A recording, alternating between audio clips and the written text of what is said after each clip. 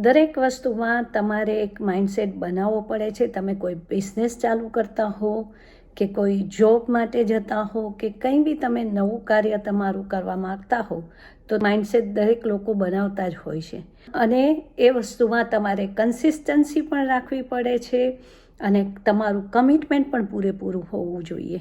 જેમ કે અમારો આ ઓનલાઈન ડિજિટલ બિઝનેસ છે તો એમાં હું મારી કન્સિસ્ટન્સી જાળવું છું, મારું કમિટમેન્ટ છે અને મારું એક પોઝિટિવ માઇન્ડસેટ છે. જ્યારે મને આ બિઝનેસ જોવામાં આવ્યો ત્યારે મેં માઇન્ડસેટ બનાવી લીધું કે હું આ બિઝનેસ ચોક્કસ કરીશ અને મેં આ બિઝનેસની તક ઝડપી લીધી અને આજે હું સક્સેસફુલી આ બિઝનેસ રન કરી રહી છું અને એમાં સફળ પણ થઈ છું.